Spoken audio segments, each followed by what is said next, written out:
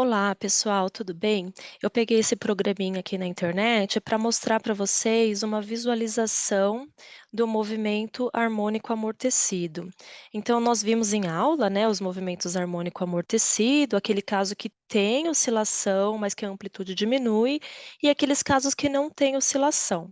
Então, o que que a gente tem aqui nesse programinha? A gente tem um sistema massa-mola, aqui está o ponto de equilíbrio dele.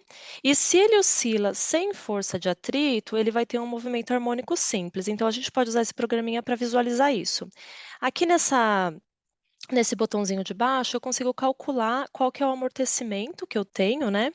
Então eu vou colocar como zero, só para a gente revisar o que que acontece no sistema massa-mola sem essa resistência, né? Essa força dissipativa.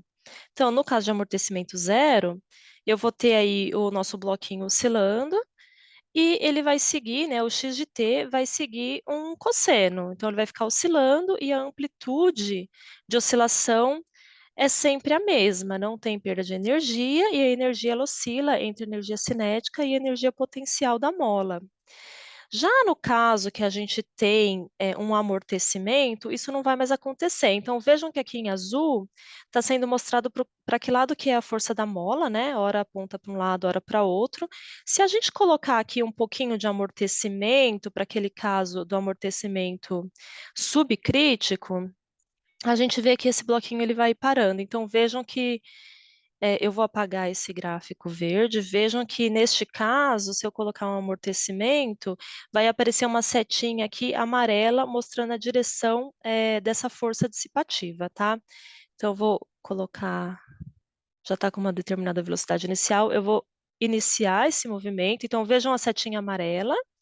A gente tem uma força que é proporcional à velocidade. Então, ela começa um pouco grande, né, com módulo, né, uma magnitude um pouco grande e vai diminuindo até ser zero. E o movimento, né, o x de t, ele começa com o valor máximo, mas a amplitude também vai diminuindo exponencialmente, igual a gente viu em aula. Então vamos fazer de novo só para vocês verem a setinha amarela e esse decaimento exponencial da amplitude. Então a amplitude vai diminuindo até que para.